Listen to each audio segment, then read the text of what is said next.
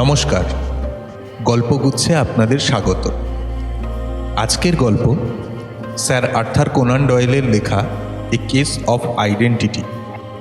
গল্পটি ভালো লাগলে দয়া করে ভিডিওটিতে একটি লাইক দিয়ে দেবেন, বন্ধুদের সাথে শেয়ার করে নেবেন এবং আপনি যদি আমার চ্যানেলে নতুন হন তাহলে কাইন্ডলি সাবস্ক্রাইব বাটনটা প্রেস করার পর পাশের নোটিফিকেশান বেল আইকনটি প্রেস করে অলটা প্রেস করে নেবেন। তাতে করে আমি গল্প আপলোড করলেই আপনার কাছে সঙ্গে সঙ্গে নোটিফিকেশান পৌঁছে যাবে।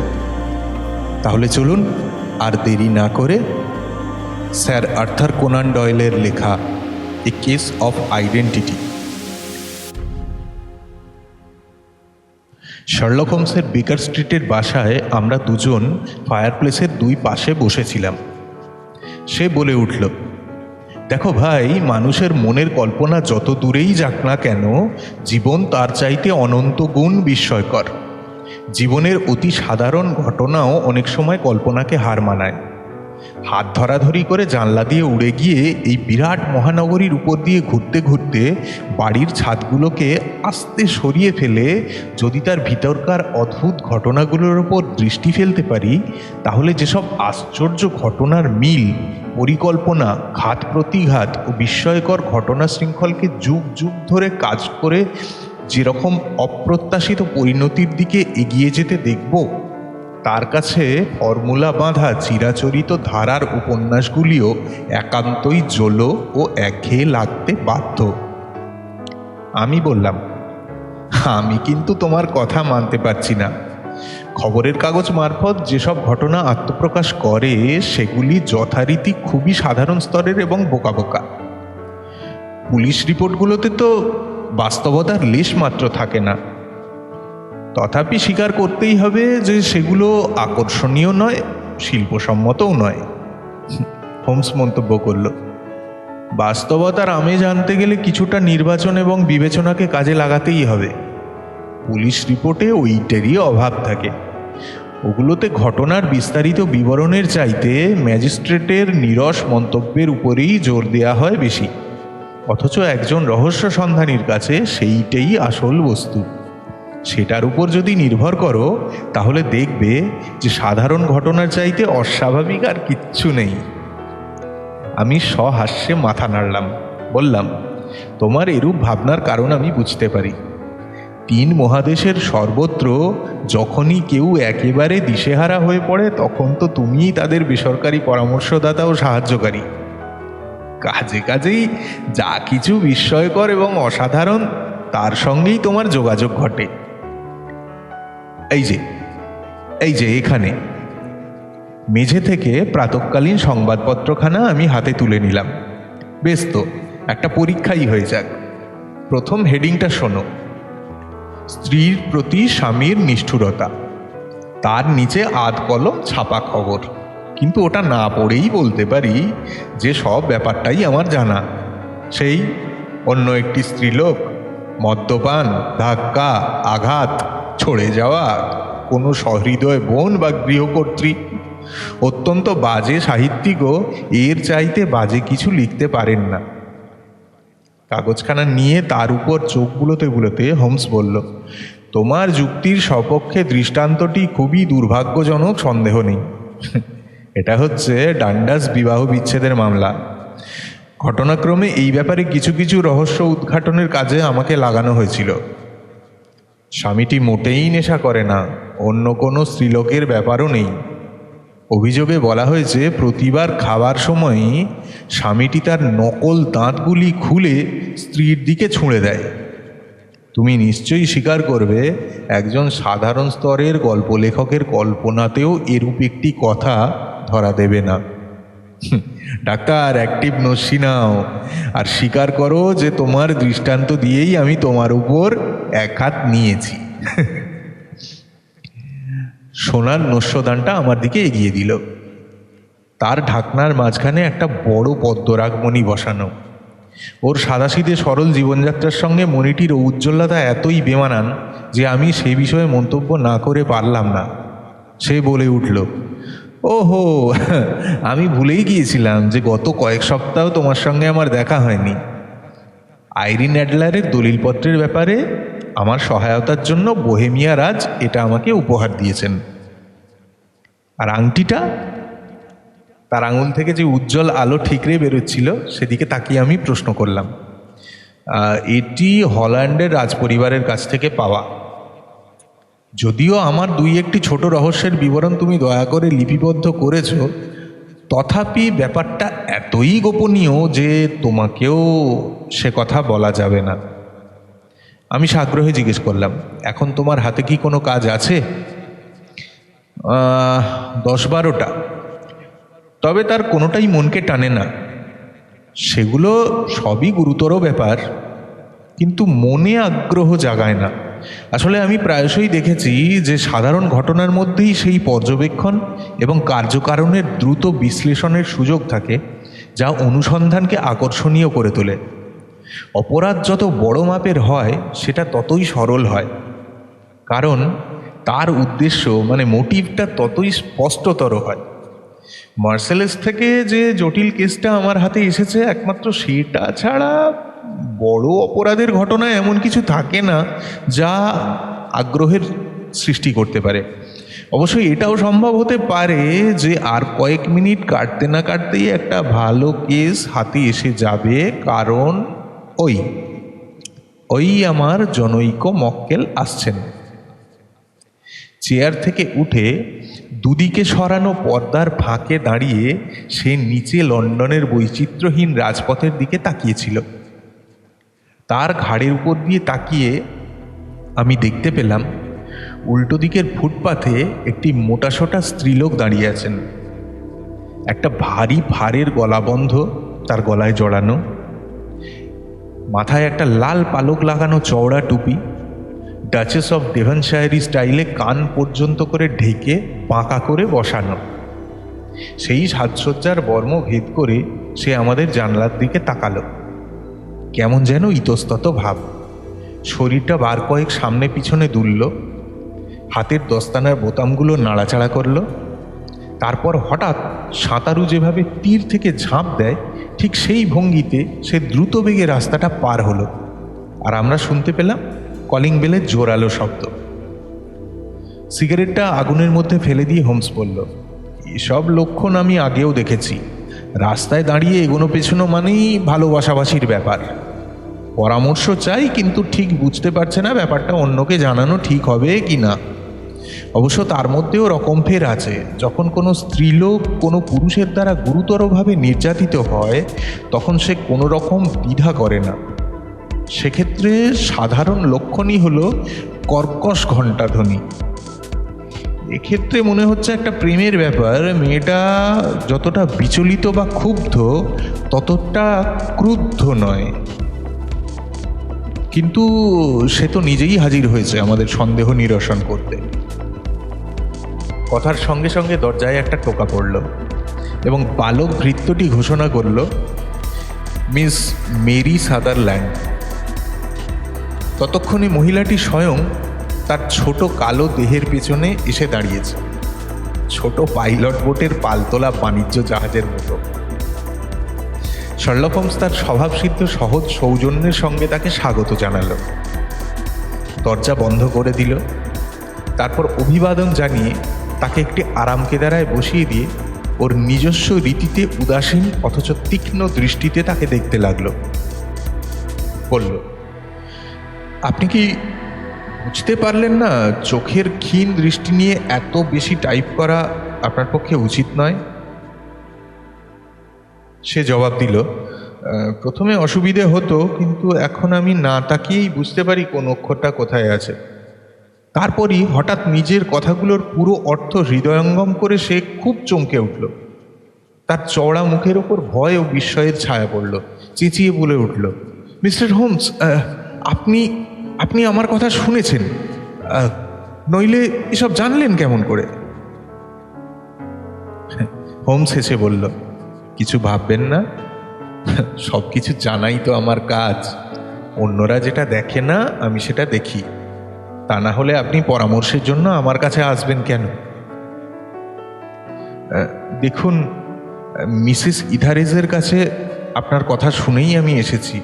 আপনার মনে নেই এই যখন পুলিশ এবং অন্য সকলেই ধরে নিয়েছিল মিসেস ইথারেজের স্বামী মারা গেছেন, তখন আপনি কত সহজে তাকে খুঁজে বের করেছিলেন? মিস্টার হোমস, আমার বড় আশা আপনি আমার জন্যও তাই করবেন। আমি ধনী নই, কিন্তু বছরে 100 পাউন্ড আমার বাঁধা বরাদ্দ।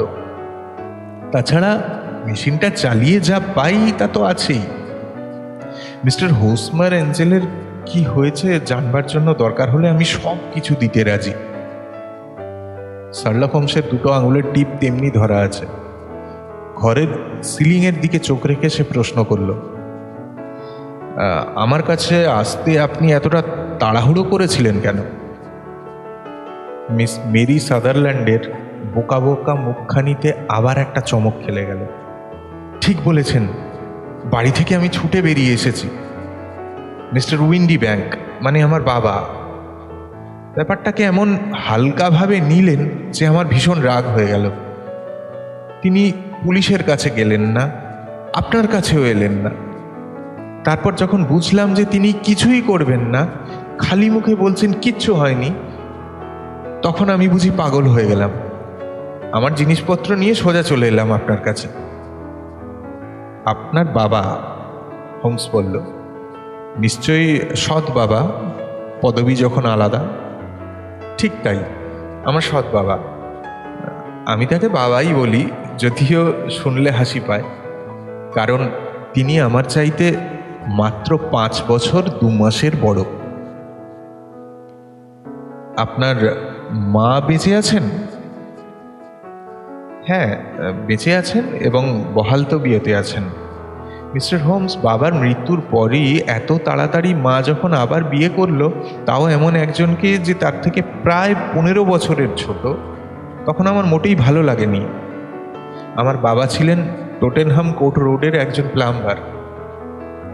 তিনি যে ব্যবসা রেখে গিয়েছিলেন, মা সেটাকে চালাতেন আমাদের ফোরম্যান মিস্টার হার্ডির সাহায্যে। কিন্তু মিস্টার উইন্ডি ব্যাংক এসে মাকে দিয়ে সে ব্যবসা বিক্রি করিয়ে দিলেন, কারণ তিনি ছিলেন বড়লোক, মদের ব্যবসায়ী। গুডউইলের সুদ বাবদ 4700 পেলেন। বাবা বেঁচে থাকতে এত টাকার কথা ভাবতেও পারেননি। এসব আবোল তাবোল অর্থহীন বিবরণ শুনে শার্লক হোমস অধৈর্য হয়ে উঠবে, এই রকমই আমি ভেবেছিলাম। কিন্তু দেখলাম গভীর মনোযোগের সঙ্গে সে সব কথা শুনছে। সে প্রশ্ন করলো, আচ্ছা, আপনার নিজের আয়ের কথা যা বলছিলেন সেটা কি এই ব্যবসা থেকে আসে?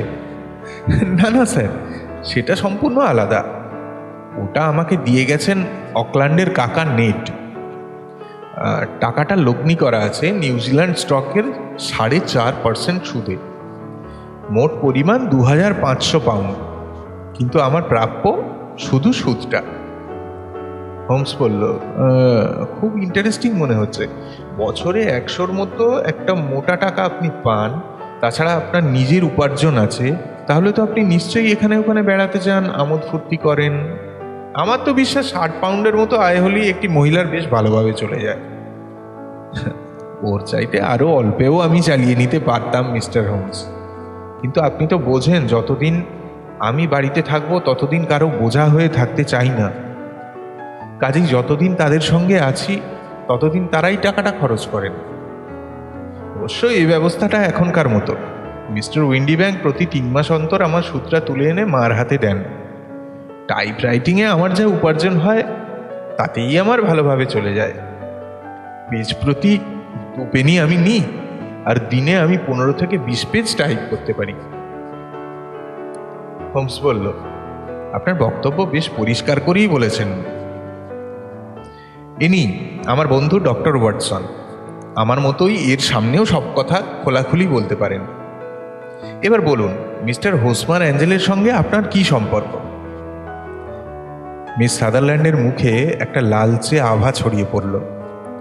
জ্যাকেটের কোনা ধরে নাড়াচাড়া করতে করতে বলল, গ্যাস ফিটারদের বল ড্যান্সে তার সঙ্গে আমার প্রথম দেখা। বাবা বেঁচে থাকতেই তারা টিকিট পাঠাতো, পরেও তারা আমাদের কথা ভুলে যায়নি, মাকে টিকিট পাঠাতো। কিন্তু আমরা সেখানে যাই এটা মিস্টার উইন্ডি ব্যাংক চাইতেন না। আমাদের কোনোখানে যাওয়াই তিনি পছন্দ করতেন না। কিন্তু একবার আমি স্থির করলাম যাবই। তিনি বাধা দেবার কে? তিনি বললেন ওরা আমাদের সঙ্গে মেলামেশা করবার উপযুক্ত নয়, অথচ আমার বাবার বন্ধুরা সবাই সেখানে যেতেন।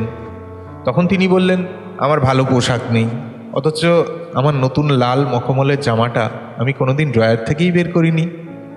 শেষটায় যখন কিছুতেই আমাকে ঠেকানো গেল না, তখন তিনি ব্যবসার কাজে ফ্রান্সে চলে গেলেন। কিন্তু মা আর আমি আমাদের ফোরম্যান মিস্টার হার্ডির সঙ্গে গেলাম, আর সেখানেই মিস্টার হোসমার অ্যাঞ্জেলের সঙ্গে আমার দেখা হলো। হোমস বলল, ফ্রান্স থেকে ফিরে এসে মিস্টার উইন্ডিব্যাংক আপনাদের বলে যাওয়ার জন্য নিশ্চয়ই খুব বিরক্তি প্রকাশ করলেন। মোটেই না, তিনি বরং ভালোভাবেই নিলেন। সব শুনে তিনি হেসে উঠলেন, ঘাড় ঝাঁকুনি দিয়ে বললেন, মেয়েদের কোনো কাজে বাধা দিয়ে লাভ নেই, কারণ তারা যা চাইবে তা করবেই। তাই বুঝি? তাহলে ব্যাপারটা দাঁড়ালো, গ্যাস ফিটার্স বলে মিস্টার হোসমার অ্যাঞ্জেল নামক এক ভদ্রলোকের সঙ্গে আপনার দেখা হলো। হ্যাঁ স্যার, সেই রাতেই তার সঙ্গে আমার দেখা। পরদিন তিনি স্বয়ং খোঁজ নিয়ে গেলেন আমরা নিরাপদে বাড়িতে ফিরেছি কিনা। তারপরেও আমাদের দেখা হয়েছে, মানে মিস্টার হোমস, দুবার আমরা একসঙ্গে বেড়াতে গেছি। কিন্তু তারপরই বাবা বাড়ি ফিরে এলেন, আর মিস্টার হোসমার অ্যাঞ্জেলো আর আমাদের বাড়ি আসতে পারেননি। আসেনি? দেখুন, আপনি তো বোঝেন বাবা যে ওসব একেবারেই পছন্দ করেন না। পারলে তিনি অপর কাউকেই বাড়িতে আসতে দিতেন না। তিনি বলেন মেয়েদের নিজের পারিবারিক পরিবেশ নিয়েই সুখী থাকা উচিত। কিন্তু আমি মাকে বলতাম, মেয়েরা তো নিজেদের পরিবেশও গড়ে তুলতে চায়, অথচ এখনও আমার নিজের কোনো পরিবেশই গড়া হলো না। কিন্তু মিস্টার হোসমার অ্যাঞ্জেলের খবর কি? তিনি কি আপনার সঙ্গে দেখা করার আর কোনো চেষ্টাই করেননি? মানে এক সপ্তাহের মধ্যেই বাবার পুনরায় ফ্রান্সে যাবার কথা ছিল, তো তাই হোসমার চিঠি লিখে জানিয়েছিল তিনি চলে যাবার আগে আমাদের দেখা সাক্ষাৎ না হওয়াই ভালো। ইতিমধ্যে আমরা চিঠি লিখতাম, সে তো প্রত্যেক দিন লিখত। সকালেই আমি চিঠিগুলো নিয়ে নিতাম, কাজেই বাবা কিছু জানতেই পারতেন না। ওই সময় কি আপনাদের বিয়ের কথাবার্তা হয়েছিল? হ্যাঁ, প্রথম বেড়াতে বেরিয়েই সে কথা হয়েছিল। হোসমার মিস্টার অ্যাঞ্জেল লেডেনহল স্ট্রিটের একটা অফিসের ক্যাশিয়ার ছিলেন। আর কোন অফিস? সরি হোমস, সেটা আমি জানি না। তিনি তখন কোথায় থাকতেন? ওই অফিসেই ঘুমোতেন। তার ঠিকানাও আপনি জানেন না? না, শুধু জানি লেডেনহল স্ট্রিট। তাহলে কোন ঠিকানায় চিঠি লিখতেন? লেডেনহল স্ট্রিট ডাকঘরে, সেখান থেকে সে চিঠি নিয়ে যেত। সে বলতো অফিসের ঠিকানায় চিঠি দিলে সেখানকার অন্য কর্মীরা তাকে খ্যাপাবে, তাই সে যেমন আমাকে টাইপ করে চিঠি লিখত, আমিও সেই রকম টাইপ করে চিঠি পাঠাতে চাইলাম, কিন্তু সে আপত্তি করত। বলতো আমি নিজে হাতে চিঠিটা লিখলে সেটা হবে আমারই চিঠি, আর টাইপ করলে মনে হবে ওই যন্ত্রটা দুজনের মাঝখানে আড়াল সৃষ্টি করছে। এ থেকেই বুঝতে পারবেন মিস্টার হোমস, সে আমাকে কত ভালোবাসত, আমার বিষয়ে কত খুঁটিনাটি কথা ভাবত। হোমস বলল, হ্যাঁ, এটা খুবই অর্থপূর্ণ। অনেক দিন ধরেই এটাকে আমি ধ্রুব সত্য বলে মানি যে খুঁটিনাটি বিষয়গুলোই সবচাইতে গুরুত্বপূর্ণ। মিস্টার হোসমার অ্যাঞ্জেল সম্পর্কে এই ধরনের আর কোনো ছোটোখাটো কথা আপনি স্মরণ করতে পারেন কি? সে খুব লাজুক মানুষ মিস্টার হোমস। দিনের আলো অপেক্ষা সন্ধ্যার পরই সে আমার সঙ্গে বেড়াতে ভালোবাসত। সে বলতো সকলের চোখে পড়তে সে চায় না। খুবই ভদ্র ছেলে, তার কণ্ঠস্বরও খুব শান্ত। সে বলেছে ছোটবেলায় তার কণ্ঠ প্রদাহ ও গ্রন্থিস্ফীতি রোগ হয়েছিল, ফলে তার কণ্ঠস্বর দুর্বল হয়ে গেছে, আর সে কথাও বলে ফিসফিস করে। সব সময় সে সেজেগুজে থাকতো, পরিষ্কার পরিচ্ছন্ন থাকত, কিন্তু আমার মতোই তারও চোখের দৃষ্টি ক্ষীণ, তাই সে রঙিন চশমা ব্যবহার করে। ভালো। কিন্তু আপনার সৎ পিতা মিস্টার উইন্ডিব্যাক ফ্রান্সে ফিরে গেলে কি হলো? মিস্টার হোসমার অ্যাঞ্জেল আবার আমাদের বাড়িতে এলো এবং প্রস্তাব করলো যে বাবা ফিরে আসার আগেই আমরা বিয়ে করব। সে তখন ভীষণ ব্যগ্র হয়ে উঠল। টেস্টামেন্টে হাত রেখে আমাকে প্রতিজ্ঞা করালো যে যা কিছুই ঘটুক না কেন আমি সবসময়ই তার অনুগত থাকব। প্রথম থেকেই মা তার পক্ষেই ছিল এবং আমার চাইতেও তাকে বেশি আদর করত। তারপর যখন তারা 1 সপ্তাহের মধ্যেই বিয়ের কথা বলল, তখন আমি বাবার কথা তুললাম, কিন্তু তারা দুজনেই বলল বাবার কথা ভাবতে হবে না, তাকে পরে বললেই হবে, মাই তার সঙ্গে বোঝাপড়া করে সব ঠিক করে দেবে। ব্যবস্থাটা কিন্তু আমার খুব একটা পছন্দ হলো না মিস্টার হোমস, যদিও এ ব্যাপারে তার কাছ থেকে অনুমতি নেওয়ার কোনো প্রশ্ন ওঠে না, কারণ তিনি আমার থেকে মাত্র কয়েক বছরের বড়। তবুও এভাবে লুকিয়ে কাজটা করতে আমি চাইনি। তাই কোম্পানির ফরাসি অফিস বর্দুতে বাবাকে চিঠি লিখলাম, কিন্তু সে চিঠি আমার কাছে ফেরত এলো বিয়ের দিন সকালে। চিঠিটা তিনি মিস করলেন। হ্যাঁ, চিঠি পৌঁছবার আগেই তিনি ইংল্যান্ড রওনা হয়ে গিয়েছিলেন। বড়ই দুর্ভাগ্যের কথা, আপনাদের বিয়ের দিন ধার্য হয়েছিল শুক্রবার। কোনো গির্জায় কি? হ্যাঁ, তবে খুব অনাড়ম্বরভাবে। কথা ছিল কিংস ক্রসের নিকটবর্তী সেন্ট সেভিয়ারে বিয়েটা হবে এবং তারপর সেন্ট প্যাঙ্ক্রাস হোটেলে আমরা প্রাতরাশ খাবো। যথাসময়ে হোসমার একটা গাড়ি নিয়ে এলো। আমাদের দুজনকে সেই গাড়িতে উঠিয়ে দিয়ে সে নিজে আর একটা গাড়ি নিল। গির্জায় আমরাই আগে পৌঁছলাম, পরে এলো অপর গাড়িটা, কিন্তু গাড়ি থেকে নামবার অপেক্ষায় আমরা বসে আছি, সে আর নামে না। কোচম্যান নেমে এসে দেখে গাড়িতে কেউ নেই। লোকটা বলল সে কিছুই বুঝতে পারছে না, কারণ সে নিজের চোখে তাকে গাড়িতে উঠতে দেখেছে। এটা গত শুক্রবারের কথা।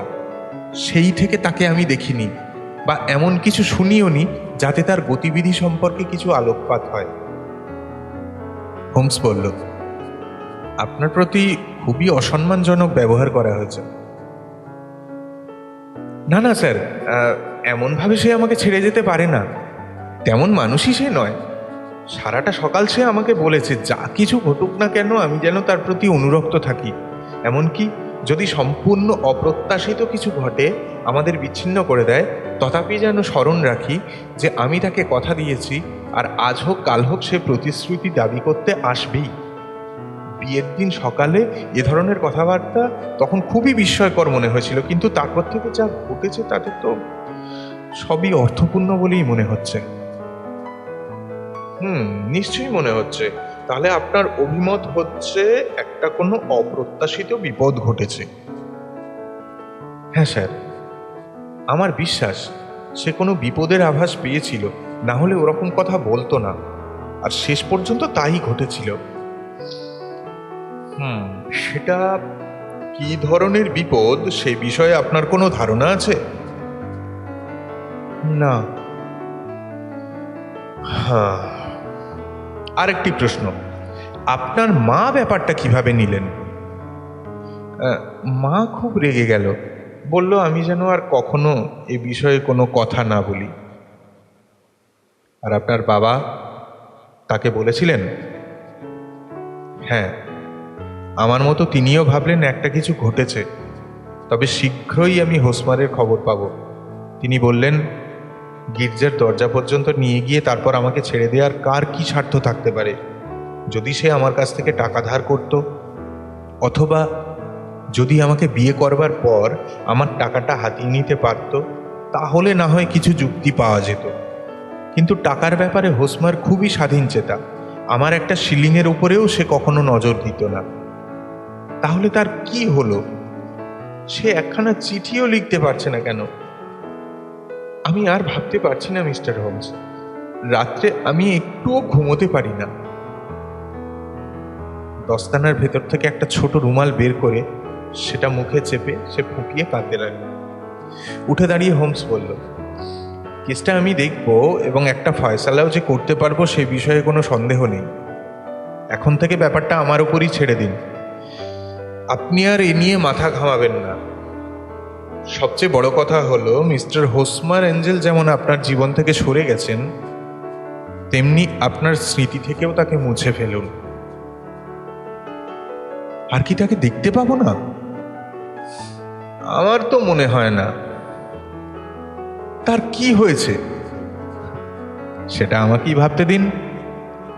আমি শুধু চাই তার চেহারার একটা নিখুঁত বর্ণনা, আর তার এমন কোনো বাড়তি চিঠিপত্র যা আপনার কাজে লাগবে না।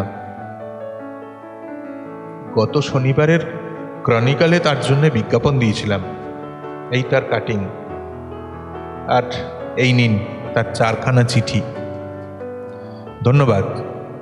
আপনার ঠিকানা 31 লায়ন প্লেস, কাম্বারওয়েল। মিস্টার এঞ্জেলের ঠিকানা তো আপনি কখনো পাননি। আচ্ছা, আপনার বাবার ব্যবসাটা কোথায়? ফিনচার্চ স্ট্রিটের মস্ত বড় মদ আমদানিকারক ওয়েস্ট হাউস অ্যান্ড মারব্যাংকের হয়ে তিনি কাজ করেন। ধন্যবাদ। আপনার বক্তব্য আপনি বেশ গুছিয়েই বলেছেন। কাগজপত্রগুলো রেখে যান, আর আমি যে উপদেশ দিলাম সেটা মনে রাখবেন। ঘটনাটা আগাগোড়াই চাপা পড়ে থাক, আপনার জীবনের উপর তার কোনো প্রভাব পড়তে দেবেন না। মিস্টার হোমস, আপনি খুব ভালো, কিন্তু আমি তো আপনার কথা মতো কাজ করতে পারবো না। আমি চিরদিন হোসমারেরই থাকব। সে ফিরে এলেই আমাকে পাবে। একটা ঢাউস টুপি আর বোকা বোকা মুখ সত্ত্বেও মেয়েটির সরল বিশ্বাসের মধ্যে এমন একটা মহত্ব ছিল যা আমাদের শ্রদ্ধা আকর্ষণ করেছিল। টেবিলের উপর এক বান্ডিল কাগজ রেখে সে চলে গেল। বলে গেল, ডাকলেই সে আবার আসবে। শার্লক হোমস কয়েক মিনিট চুপ করে বসে রইল। দুটো আঙুলের টিপ তেমনি ধরা আছে, পা দুটো সামনের দিকে ছড়ানো, দৃষ্টি নিবদ্ধ উপরের সিলিংয়ে। তারপর তাকের উপর থেকে পুরনো তেলতেলে মাটির পাইপটা নামালো। ওটা তার পরামর্শদাতা। পাইপ ধরিয়ে আবার চেয়ারে হেলান দিল। গাঢ় নীল ধোঁয়ার কুণ্ডলি পাকিয়ে পাকিয়ে উপরে উঠতে লাগলো। তার সারা মুখে অসীম অবসন্নতার ছায়া। সে বলতে লাগলো, মেয়েটির চরিত্র খুবই ইন্টারেস্টিং। তার সমস্যাটা অবশ্যই তুচ্ছ। আমার সূচিনিবদ্ধের পাতা উল্টালে এরকম আরও কেস তুমি পাবে, যেমন 77-এ অ্যান্ডোভারে বা গত বছর হেগে। চালটা খুবই পুরনো, তবে দু একটা নতুন কথাও আছে, কিন্তু নতুন কিছু শেখার আছে ওই মেয়েটির কাছ থেকে। আমি বললাম, মনে হচ্ছে তুমি মেয়েটির মধ্যে কিছু দেখতে পেয়েছো যা আমার কাছে অদৃশ্য। অদৃশ্য নয় ওয়াটসন, অলক্ষিত। কোথায় চোখ ফেলতে হবে তুমি জানো না, তাই সব গুরুতর জিনিসই অদেখা থেকে যায়। আমি তোমাকে কিছুতেই বোঝাতে পারলাম না যে জামার আস্তিন, আঙুলের নখ বা একটা জুতোর ফিতের গুরুত্ব কতখানি। আচ্ছা বলো তো, মেয়েটির আকৃতি থেকে তুমি কি বুঝতে পেরেছো? একটা বর্ণনা দাও। ঠিক আছে, স্লেট রঙের চওড়া একটা খড়ের টুপি, তাতে ইট রঙের পালক লাগানো, কালো গুটি বসানো কালো জ্যাকেট, তার পাড়গুলোতেও কালো দানার কাজ করা, পোশাকটা বাদামি, বরং বলা যায় কফি রঙের চাইতেও গাঢ়, ঘাড়ে ও হাতায় লাল মখমলের পাড় বসানো, দস্তানা জোড়া ধূসর, ডান হাতের তর্জনীটা দস্তানার ফুটো থেকে বেরিয়ে পড়েছে, আর জুতো জোড়া আমি লক্ষ্য করে দেখিনি। কানে ছিল ছোট গোল ঝোলানো সোনার কানপাশা। দেখে মনে হয় অবস্থা বেশ ভালো, বিলাসবহুল ও সচ্ছল। আস্তে আস্তে হাততালি দিয়ে শার্লক হোমস বলল, সত্যি বলছি ওয়াটসন, দিন দিন তোমার খুব উন্নতি হচ্ছে। যদিও গুরুত্বপূর্ণ বিষয়গুলি সবই বাদ দিয়েছ, তথাপি তোমার পদ্ধতিটা ঠিক হয়েছে, আর রং দেখবারও চোখও হয়েছে। কখনো কোনো জিনিস মোটামুটিভাবে দেখবে না, সবসময় খুঁটিনাটির প্রতি দৃষ্টি রাখবে। আমার প্রথম দৃষ্টি সবসময়ই পড়ে মেয়েদের জামার আস্তিনের ওপর। পুরুষদের বেলায় অবশ্য ট্রাউজারের হাঁটুটাই প্রথম দেখা উচিত।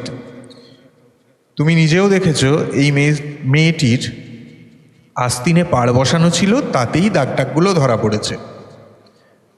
কবজির একটু ওপরে টাইপরাইটারের বসে কাজ করলে যে জায়গাটা টেবিলের সঙ্গে লাগে, একটা ডাবল লাইন বেশ স্পষ্ট চোখে পড়ে।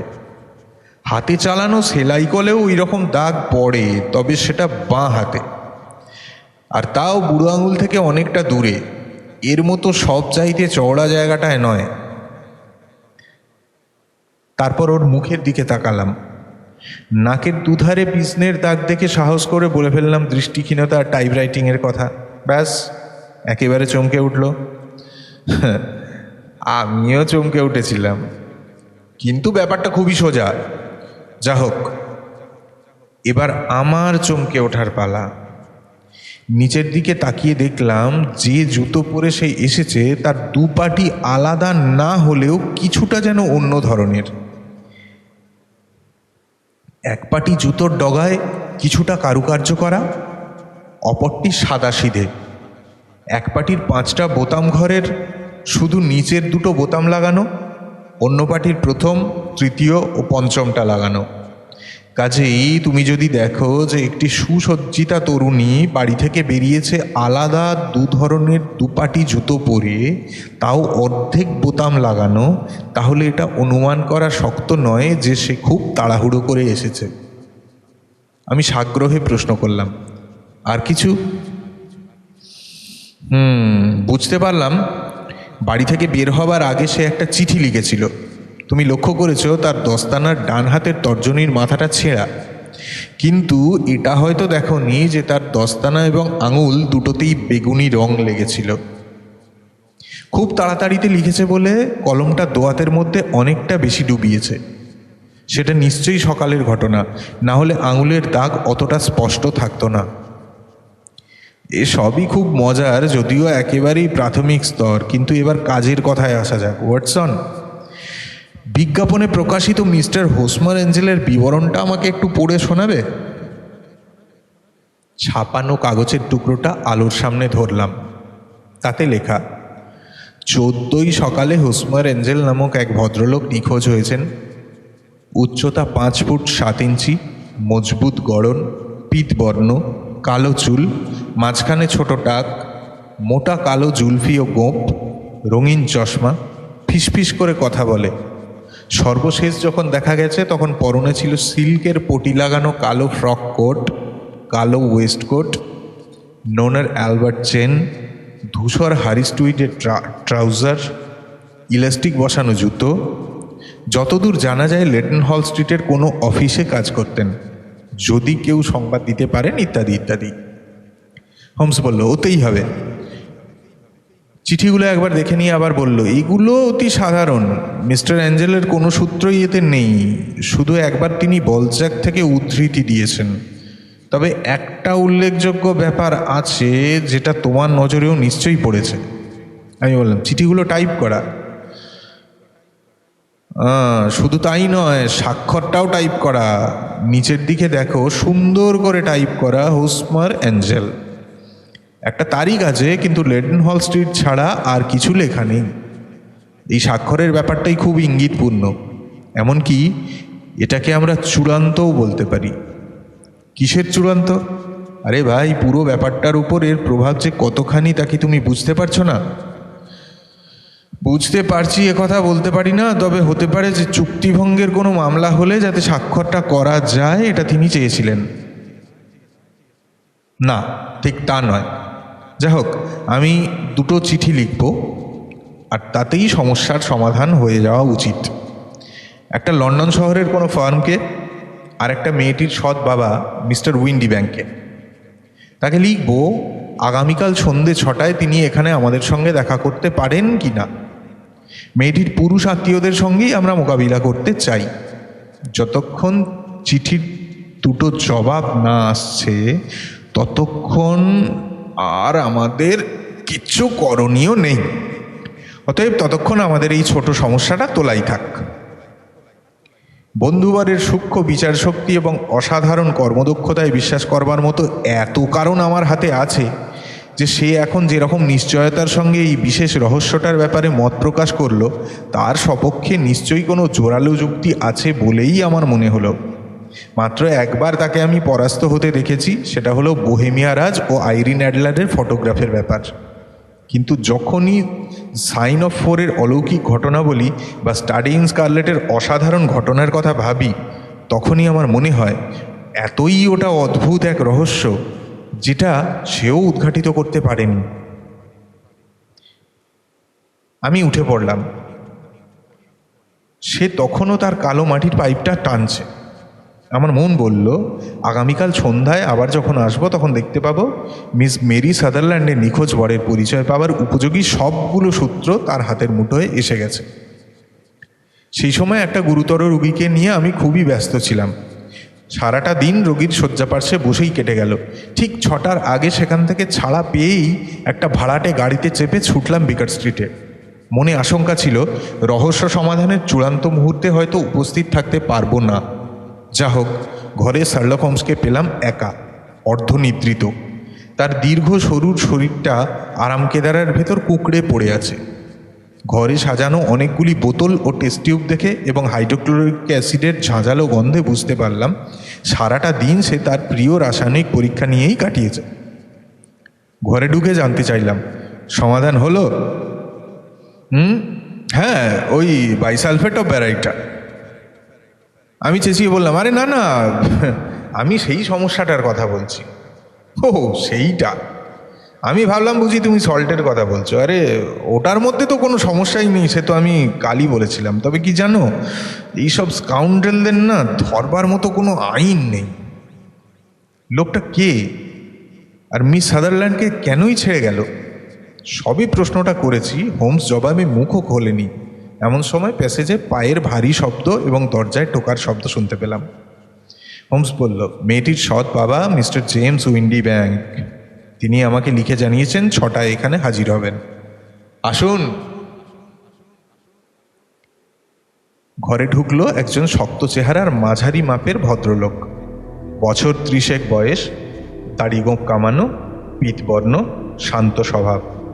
ধূসর চোখের দৃষ্টি অত্যন্ত তীক্ষ্ণ ও অন্তর্ভেদী।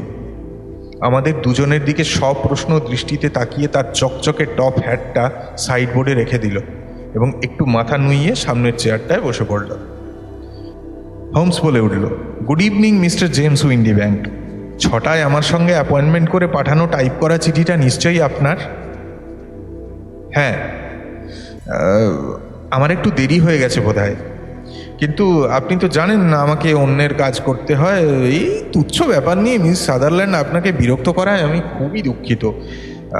আমি মনে করি এ ধরনের কেলেঙ্কারি বাইরে প্রকাশ না হওয়াই ভালো। আমার ইচ্ছের সম্পূর্ণ বিরুদ্ধেই সে এখানে এসেছে। আপনি নিশ্চয়ই লক্ষ্য করেছেন মেয়েটি বড়ই আবেগপ্রবণ, সহজেই উত্তেজিত হয়ে পড়ে। একবার কোনো দিকে ঝুঁকলে তাকে ঠেকানো বড় শক্ত। অবশ্য আপনাকে দিয়ে কোনো ভয় নেই, কারণ আপনি তো আর সরকারি পুলিশের সঙ্গে যুক্ত নন। তবুও এরকম একটা পারিবারিক দুর্ঘটনা নিয়ে হইচই হওয়া মোটেই বাঞ্ছনীয় নয়। তাছাড়া বৃথাই এত সব অর্থ ব্যয়। হোসমান অ্যাঞ্জেলকে আপনি খুঁজে বের করবেন কেমন করে? হোমস শান্ত স্বরে বলল, ঠিক উল্টো। আমার কিন্তু বিশ্বাস মিস্টার হোসমান অ্যাঞ্জেলকে আবিষ্কার করতে আমি পারবো।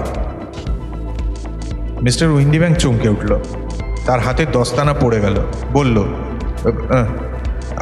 আপনার এ কথা শুনে খুশি হলাম।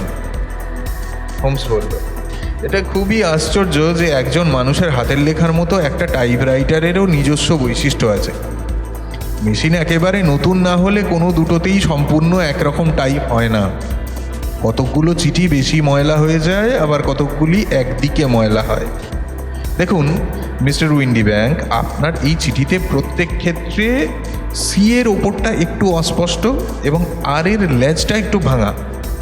এছাড়া আরও 14টা বৈশিষ্ট্য আছে, আর সেগুলো আরও স্পষ্ট।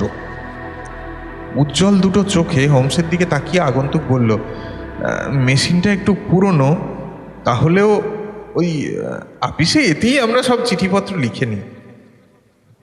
হোমস বলতে লাগলো, মিস্টার উইন্ডি ব্যাংক, এবারে আপনাকে একটা খুব ইন্টারেস্টিং ব্যাপার দেখাবো। শীঘ্রই টাইপরাইটার এবং অপরাধের সঙ্গে তার সম্পর্কের বিষয় নিয়ে আমি একটা প্রবন্ধ লিখব বলে ভাবছি। এ বিষয়ে কিছুটা মনোযোগও আমি দিয়েছি। এখানে আমার কাছে নিখোঁজ লোকটির কাছ থেকে পাওয়া 4খানা চিঠি আছে, সবগুলোই টাইপ করা। প্রত্যেক চিঠিতে সিগুলো অস্পষ্ট এবং আরগুলো ভাঙা তো বটেই, এমনকি আমার এই ম্যাগনিফাইং গ্লাসটা ব্যবহার করলে আপনি বুঝতে পারবেন যে অন্য যে 14টা বৈশিষ্ট্যের কথা উল্লেখ করেছি সেগুলোও এতে আছে। মিস্টার উইন্ডিব্যাংক চেয়ার ছেড়ে লাফ দিয়ে উঠে টুপিটা হাতে নিল। বলল, মিস্টার হোমস, আপনার এই সব আবল তাবল গল্প শুনে আমি সময় নষ্ট করতে পারি না। লোকটাকে যদি ধরতে পারেন ধরুন, এবং যখন ধরবেন আমাকে জানাবেন। কয়েক পা এগিয়ে গিয়ে দরজার চাবিটা ঘুরিয়ে দিয়ে হোমস বলল, নিশ্চয়ই। তাহলে আপনাকে জানাচ্ছি যে তাকে আমি ধরেছি। কি? কোথায়? মিস্টার উইন্ডিব্যাংক চিৎকার করে উঠল। তার সারা মুখ ছাইয়ের মতো সাদা। কলে পড়া ইঁদুরের মতো সে হোমসের দিকে বাঁকা চোখে তাকাতে লাগলো। হোমস শান্তভাবে বলল, তা হবে না, সত্যি তা হবে না। আর আপনার পালাবার পথ নেই মিস্টার উইন্ডিব্যাংক। ব্যাপারটা জলের মতো পরিষ্কার। আপনি বসুন, সব খুলে বলছি। আগন্তুক ধপাস করে চেয়ারে বসে পড়ল। তার মুখ বিবর্ণ, পাণ্ডুর, কপালে বিন্দু বিন্দু ঘাম। কোনো ক্রমে বলল, এ ব্যাপারে তো মামলা হয় না। আমারও ধারণা হয় না, কিন্তু মিস্টার উইন্ডিব্যাংক, এরকম নিষ্ঠুর, স্বার্থপর, হৃদয়হীন খেলা আমি এর আগে দেখিনি। যা হোক, আমি আনুপূর্বিক ঘটনাগুলো বলে যাচ্ছি। কোথাও ভুল থাকলে আপনি প্রতিবাদ করবেন। লোকটি জবুথবু হয়ে চেয়ারে বসে রইল। মাথাটা বুকের ওপর ঝুলে পড়েছে, একেবারেই ভেঙে পড়েছে। ম্যান্টেলপিসের কোনায় পা দুটো রেখে 2 হাত পকেটে ঢুকিয়ে হেলান দিয়ে কথা বলতে শুরু করলো হোমস। মনে হলো সে নিজেকেই বলছে, আমাদের নয়। একটি লোক শুধু টাকার জন্য বয়সে তার চাইতে অনেক বড় একটি নারীকে বিয়ে করলো এবং তাদের মেয়েটি যতদিন তাদের সঙ্গে থাকলো ততদিন তার টাকাও ভোগ করতে লাগলো। তাদের মতো অবস্থার লোকের পক্ষে টাকাটা বেশ মোটা অঙ্কের, তাই সেটা হারানো মানে আর্থিক অবস্থায় অনেক ফারাক হওয়া। তাই টাকাটা হাত করা একান্ত দরকার। মেয়েটি সৎ, অমায়িক, স্নেহশীল এবং হৃদয়বতী। একদিকে এইসব গুণ, অন্যদিকে তার বাঁধা আয়। স্বভাবতই দীর্ঘকাল সে অবিবাহিতা থাকবে না। আর তার বিয়ে মানে পরিবারের পক্ষে বছরে 100 পাউন্ড লোকসান। এই লোকসান ঠেকাতে তার সৎ বাবা কি করলো? সোজা পথটা বেছে নিল। মেয়েটিকে বাড়িতে রেখে যাতে সে তার বয়সী পুরুষের সঙ্গে মিশতে না পারে তার ব্যবস্থা করল। কিন্তু শীঘ্রই বুঝতে পারল এ ব্যবস্থা চিরকাল চলবে না। মেয়েটি চঞ্চল হয়ে উঠল, নিজের অধিকার ঘোষণা করলো এবং শেষ পর্যন্ত একটা বলের আসরে যাবার দৃঢ় বাসনা ঘোষণা করল। তার ধূর্ত সৎ বাবা তখন কি করলো? এমন একটা ফন্দি পাকালো যাতে বুদ্ধির পরিচয় যদি বা মেলে, হৃদয়ের স্পর্শ মেলে না। স্ত্রীর যোগ সাজসে এবং সহায়তায় সে ছদ্মবেশ ধারণ করল, তীক্ষ্ণ চোখ দুটোকে রঙিন চশমায় ঢাকলো, গোঁপ একজোড়া পুরু ঝুলপির মুখোশ আঁটলো মুখে, পরিষ্কার কণ্ঠস্বরকে ঢেকে চাপা দিল ফিস ফিস আওয়াজে, আর মেয়েটির ক্ষীণ দৃষ্টিশক্তির সুযোগ নিয়ে আবির্ভূত হলো মিস্টার হোসমার অ্যাঞ্জেল হয়ে, এবং যাতে তার আর কোনো প্রেমিক না জুটতে পারে সেই জন্য নিজেই তার সঙ্গে প্রেম করতে শুরু করে দিল। আমাদের আগন্তুক এবারে আর্তনাদ করে উঠল, এটা একটা তামাশা মাত্র। ও যে এমনভাবে অভিভূত হয়ে পড়বে আমরা ভাবতেও পারিনি। না পারাই সম্ভব। সে যাই হোক, তরুণী মেয়েটি কিন্তু সত্যি সত্যি অভিভূত হয়েছিল। তার সৎ বাবার ফ্রান্সে যাওয়া সম্পর্কে সে সম্পূর্ণ নিঃসন্দেহ ছিল বলেই এরকম একটা ষড়যন্ত্রের সন্দেহ মুহূর্তের জন্যেও তার মনে উদয় হয়নি। ভদ্রলোকের মনোযোগ আকর্ষণ করতে পেরে সে খুবই আত্মপ্রসাদ অনুভব করেছিল। তার সঙ্গে যুক্ত হলো মায়ের মুখের উচ্চ প্রশংসা, ফলে মেয়েটি একেবারে ভেসে গেল। আর ঠিক তখনই মিস্টার অ্যাঞ্জেলের যাতায়াত শুরু হলো, কারণ বাঞ্ছিত ফল পেতে হলে ব্যাপারটাকে যত দূর সম্ভব এগিয়ে নিয়ে যাওয়া উচিত। দেখা সাক্ষাৎ চলতে থাকলো, বিয়ের প্রস্তাবও হলো। যাতে মেয়েটির মন অন্য কারো দিকে ঘুরে যেতে না পারে। কিন্তু এহেন ধোঁকাবাজি তো চিরদিন চলতে পারে না। মিথ্যে মিথ্যে ফ্রান্সে তো আর বারবার যাওয়া যায় না। কাজেই সমস্ত ব্যাপারটিকে এমন একটা নাটকীয় পরিণতিতে নিয়ে যাওয়া দরকার যাতে মেয়েটির মনে একটা স্থায়ী প্রভাব সৃষ্টি করা যায় এবং আরও বেশ কিছুদিন অপর কোনো প্রেমিক সংগ্রহ করা থেকে তাকে বিরত করা যায়। সেই প্রচেষ্টারই ফল টেস্টামেন্টে হাত রেখে আনুগত্যের শপথ করানো এবং বিয়ের দিন সকালে একটা বিপদের সম্ভাবনার উল্লেখ। জেমস উইন্ডিব্যাংক চেয়েছিল মিস্টার সাদারল্যান্ড হোসমার অ্যাঞ্জেলের প্রতি এত দূর অনুরক্ত থাকুক এবং তার ভবিষ্যৎ সম্পর্কে এতটা অনিশ্চিত হোক যাতে অন্তত আগামী 10 বছর সে অন্য কোনো পুরুষের দিকে না তাকায়। তাই সে তাকে গির্জার দরজা পর্যন্ত নিয়ে গেল, কিন্তু তারপর তো আর যেতে পারে না। তাই সে অতি পুরনো কায়দায় সুযোগ মতো গা ঢাকা দিল, অর্থাৎ গাড়ির এক দরজা দিয়ে ঢুকে আরেক দরজা দিয়ে বেরিয়ে গেল। আমার তো মনে হয় ঘটনা প্রবাহটা এই রকম। কি বলেন মিস্টার উইন্ডিব্যাংক? হোমসের কথা শুনতে শুনতে আগন্তুকের এতক্ষণে কিছুটা সাহস ফিরে এসছে। বিবর্ণ মুখের ওপর একটা অবজ্ঞার ভাব এনে সে চেয়ার থেকে উঠে দাঁড়ালো, বলে উঠল, তা হতেও পারে নাও পারে, কিন্তু মিস্টার হোমস আপনার বুদ্ধি যখন এতই তীক্ষ্ণ তখন তাতে এইটুকু তীক্ষ্ণতাও থাকা উচিত যাতে আপনি বুঝতে পারেন যে এখন আপনি আইন ভঙ্গ করছেন, আমি নই। প্রথম অবধি আমি আইনের চোখে কোনো অপরাধ করিনি, কিন্তু দরজার চাবি বন্ধ করে আপনি নিজেকে আক্রমণ ও বেআইনি আটকের অভিযোগে অভিযুক্ত হবার দায়ে ফেলছেন। চাবি ঘুরিয়ে দরজা খুলে দিয়ে হোমস বলল, আপনার কথা ঠিক, আইন আপনাকে ছুঁতে পারে না, কিন্তু আপনি সর্বাপেক্ষা দণ্ডযোগ্য। মেয়েটির কোনো ভাই বা বন্ধু থাকলে তাদের কর্তব্য হতো আপনার পিঠের চাবুক মারা। বটে? লোকটার মুখে অবজ্ঞার ভ্রুকুটি দেখে হোমস যেন জ্বলে উঠল।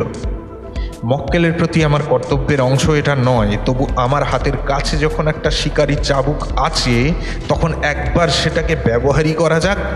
চাবুকটার দিকে দুপা এগিয়ে গেল সে, কিন্তু তাতে হাত দেবার আগেই সিঁড়িতে দ্রুত পায়ের শব্দ উঠল, হলঘরের ভারী দরজা সশব্দে খুলে গেল এবং জানলা দিয়ে আমরা দেখতে পেলাম মিস্টার জেমস উইন্ডিব্যাংক প্রাণপণ শক্তিতে রাস্তা দিয়ে ছুটে যাচ্ছেন। ব্যাটা পাজির পা ঝাড়া। চেয়ারে বসতে বসতে হোমস বলে উঠল, এক অপরাধ থেকে আরেক অপরাধ, এমনি করে এমন জঘন্য অপরাধ একদিন ও করবে যে শেষ পর্যন্ত ফাঁসিতে ঝুলতে হবে। কেসটা কিন্তু কোনো ব্যাপারেই একেবারে জোলো নয়। আমি বললাম, তোমার যুক্তির সবগুলো ধাপ কিন্তু আমি এখনো বুঝতে পারিনি। কি জানো, প্রথম থেকেই বোঝা গিয়েছিল যে মিস্টার হোসমার অ্যাঞ্জেলের অদ্ভুত ক্রিয়াকলাপের নিশ্চয়ই কোনো জোরালো উদ্দেশ্য আছে। আর এটাও খুব স্পষ্ট যে যত দূর দেখা যাচ্ছে এইসব ঘটনার ফলে লাভবান হচ্ছেন একমাত্র ওই সৎ বাবা। তারপর দেখো, ওই দুই ব্যক্তি কখনো একসঙ্গে থাকে না, সবসময় একজন চলে গেলে তবে অপরজনের আবির্ভাব। এটাও কিন্তু ইঙ্গিতপূর্ণ। রঙিন চশমা, অদ্ভুত গলার স্বর আর মোটা ঝুলপিও তাই, সবগুলিই ছদ্মবেশের পরিপোষক। আমার সবগুলি সন্দেহই দৃঢ়তর হয় স্বাক্ষরটি পর্যন্ত টাইপ করায়। এ থেকে বোঝা যায় যে তার হাতের লেখা মেয়েটির এতই পরিচিত যে যে কোনো এক টুকরো লেখা দেখলেই সে চিনে ফেলবে। ভেবে দেখো, এসবই বিচ্ছিন্ন ঘটনা, কিন্তু আরও কিছু ছোটোখাটো ব্যাপার সব মিলিয়ে ওই একই দিকে আঙুল নির্দেশ করে। এগুলি তুমি প্রমাণ করলে কেমন করে? একবার লোকটাকে ধরতে পারলে সাক্ষ্য প্রমাণ সংগ্রহ করা তো সোজা। যে ফার্মের হয়ে সে কাজ করতো সেটা আমার পরিচিত। ছাপানো বিবরণটা সামনে নিয়ে যারা ছদ্মবেশের সহায়ক হতে পারে, যেমন গোঁপ, চশমা, গলার স্বর, সেগুলো বাদ দিয়ে যা পাওয়া গেল, তেমনি একটা বিবরণ লিখে ওই ফার্মে পাঠিয়ে জানতে চাইলাম তাদের অফিসের কোনো লোকের সঙ্গে ওই চেহারা মেলে কিনা। ইতিমধ্যে টাইপরাইটারের বৈশিষ্ট্যগুলি লক্ষ্য করে ওই লোকটিকেই চিঠি লিখলাম এখানে আসার জন্যে, যেমনটি আশা করেছিলাম। টাইপ করা জবাবই এলো এবং ওই একই রকমের ত্রুটিগুলি পাওয়া গেল। ওই একই ডাকে ফেঞ্চার স্ট্রিটের ওয়েস্ট হাউস অ্যান্ড মারব্যাংক থেকেও চিঠি পেলাম। তারা জানালো আমার বিবরণ তাদের কর্মচারী জেমস উইন্ডিব্যাংকের চেহারার সঙ্গে হুবহু মিলে গেছে। তামাম শোধ। আর মিস সাদারল্যান্ড, এ গল্প বললেও সে বিশ্বাস করবে না। একটা ফার্সি বয়েত হয়তো তোমার মনে আছে, বাঘের বাচ্চাকে ছিনিয়ে নেওয়ার অনেক বিপদ, আর স্ত্রীলোকের মন থেকে তার স্বপ্ন যে কেড়ে নেয় তারও অনেক বিপদ। হাফিজ বা হরিসের বাণী যেমন অর্থপূর্ণ তেমনি পার্থিব জ্ঞানে সমৃদ্ধ।